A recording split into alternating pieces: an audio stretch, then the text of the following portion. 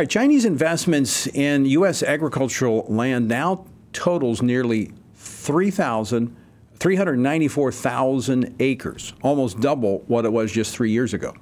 Now, to be fair, China is not the largest foreign investor in U.S. farmland. That would be Canada.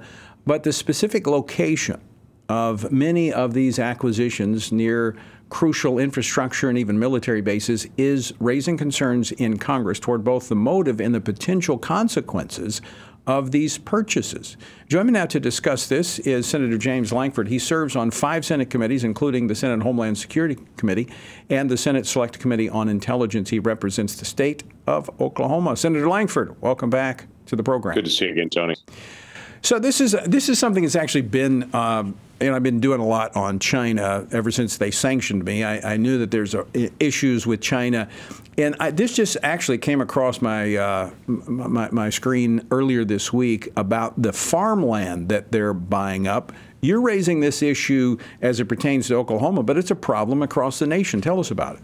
It is. It's a problem nationwide because the Chinese are very specific on the land that they're actually going after.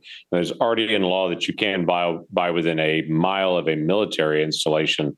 But the problem is that they'll buy just outside that, or they'll buy land near it, or they'll buy land oversight, or land around our critical infrastructure, or internet connections, cell towers. And in my state in Oklahoma, Chinese criminal organizations are buying up land and then raising marijuana that they can actually ship across the entire country, and are literally trafficking people into the state, trafficking prostitutes as well as labor to be able to come into the state and put up armed guards around their grow facilities. It's a remarkable transition where the Chinese are being exceptionally aggressive to basically exploit our law and the lack of oversight in that area, and then be able to come take up land. Is all of this that's being done within the confines of the law? Well, here's the gap that we have right now. If you are going to do less than 10 acres, there's no oversight on that at all for foreign purchasing. If you're going to do a 99-year lease, there's no oversight on that currently. And there's also nothing called what's called the CFIUS process. This is the Committee on International Foreign Investment in the United States. And so when a foreign entity is going to buy a healthcare company or a technology company, whatever it may be, they have to get approval through this CFIUS process. But if you're buying a land, you don't have to do that. That's a big gap in our law, and the Chinese are exploiting it right now, and I'm trying to close that loophole.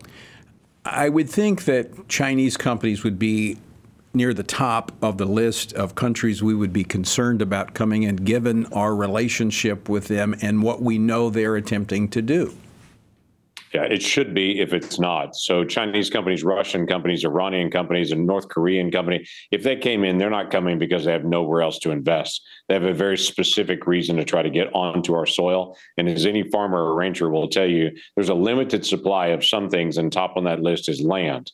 So when they come in, they'll pay cash, they'll pay a high amount, they'll mess up all the property values in the area, but they're also specifically buying land for their particular use in the Chinese Communist Party or Chinese criminal organizations that the Communist Party just overlooks. And they know what they're doing and why they're here. They're just overlooking it. Last time I was on the southern border in El Paso, we watched them actually arrest 2 Chinese nationals coming across the border that we don't know why they were coming in. But this is the nature of trafficking more and more Chinese citizens into the country that are crossing our border illegally on our southern border, and then Chinese owners actually buying property here.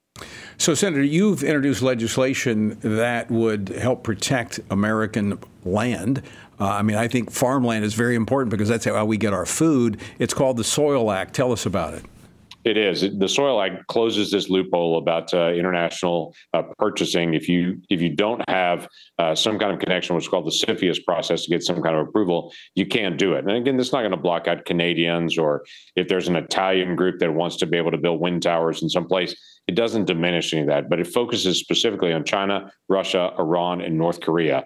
If they're buying land in our country, there's a reason for that, and we should have an extra hurdle for them to be able to go through an inspection, to be able to say no before the purchase actually goes through. And it closes some of the loopholes that are there about the size of the property they're buying, or about this 99-year lease process they use to sometimes try to skirt around the law, even around military bases. How has the administration responded to this? So far, they've not been opposed to it, which I'm grateful for. We continue to be able to put it out. Most everyone, Democrat and Republican, are nodding their head and saying this is something we need to be able to handle. Initially, the administration didn't want the Department of Agriculture involved in everything on the CFIUS process, and I laughed and said, I don't want it either. That just takes up more time for the ag groups. But they do need to be at the table when it's land that they're actually purchasing. Very quickly, just got about 15 seconds left. China has said they don't want to see Speaker McCarthy meet with the Taiwanese president during her planned stop in California. Your thoughts? Yeah, I was very supportive of Nancy Pelosi going to Taiwan and said that publicly. I'm also supportive of Speaker McCarthy meeting with the Taiwanese leader. We're Americans. We meet with who we choose to meet with. I agree 100%. I don't think we should be bullied at all on our own soil. It's incredible, the brazenness of the Chinese. Senator James Lankford, always great to see you, my friend. Thanks for joining us today. It's great to see you again, Tony.